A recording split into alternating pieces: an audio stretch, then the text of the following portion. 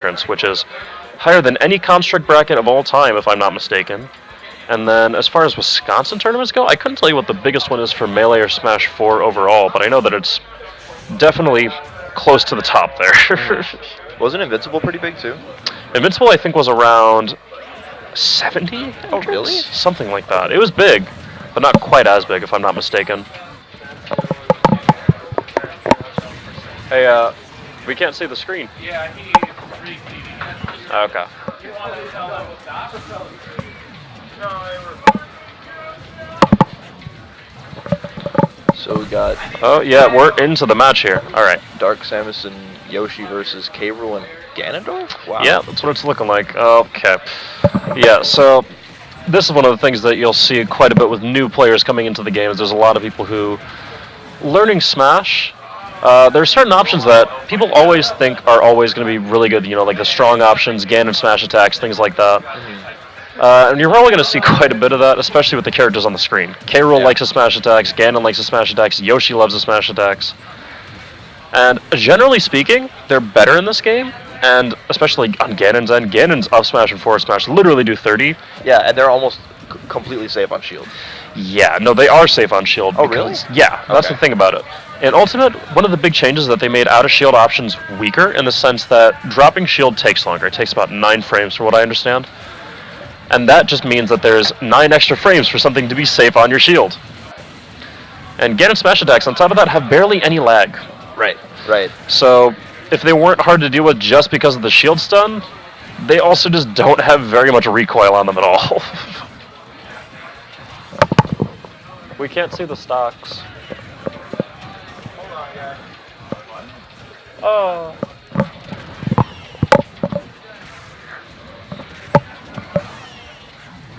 Okay, since saying it was actually 80 people on Invincible. Good to know. But yeah, we've had some pretty big brackets, bigger than any of the Smash 4 ones. I think the biggest Smash 4 brackets we ever had in Wisconsin, excluding Smash and Splash, of course, was, I think, 60? Somewhere around there, 60, 70? And that was early Smash 4, like beginning of Smash 4.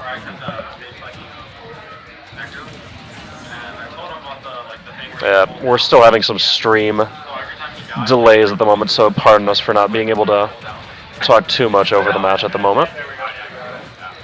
Still early in the day, figuring everything out. A couple of things that are changed about Dark Samus and Yoshi that I actually want to talk about as well, aside from just Ganon, is that Yoshi's down B goes through platforms now. Yes. And it's really strange because you can't do it on top of platforms, it just always goes through it. Yeah, and it's become really hard to deal with, too, because it's everything safer on a shield, and that move does so much shield damage, so, like, there's almost nothing you can do to punish that if you don't have projectiles. Yeah, even with projectiles, nothing is going to be a true punish because of the stars on it as well. Like, if you get hit by those stars, it just adds you that extra shield stun. And then Samus as well actually gaining the ability to charge in the air, which is especially good. It creates jump mix-ups, it creates air dodge mix-ups that weren't there previously. It just allows you to play your game a little bit better, be a little more obnoxious at actually running away. And Enlou and CMOE are both going to be taking advantage of that, taking game 1 in this set here. I didn't get to see the final stock count, but it's looking as if things are going to be sticking the same as far as characters go here. Looks to be a pretty commanding game from them. You know, Enlou, CMOE, taking it pretty well.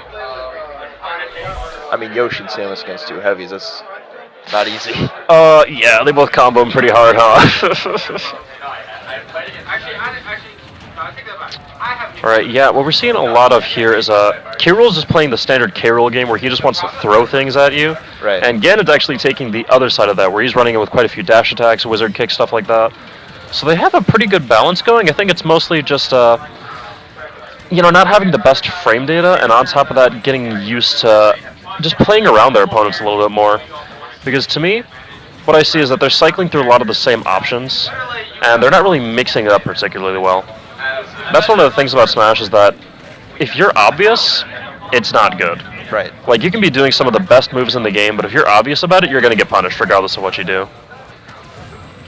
And it looks like Enlou and CMOE have a lot of experience working together, too.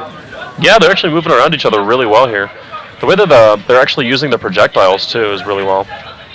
Because Enlou's actually been shooting out quite a few charge shots, and he's avoided hitting his partner for the most part with it. And with how big a projectile that is, it's actually pretty impressive. Yeah. Yeah, CMOE's using his aerials really well as well. He's honestly just like stuffing out the heavies quite a bit. It can be a little difficult against K-Rool and Ganon since their aerials will beat a lot, but he's been effectively employing back air pretty well. Actually getting a forward air kill off the side as well. But Tswizz there and just not recovering. Ganon doesn't have the best recovery. And on top of that, Magnet Hands are gone in this game from Smash 4, so it's making recovering a little bit harder. But yeah, that was definitely a situation where he should have survived. Oh, there's been so many spikes this game, actually.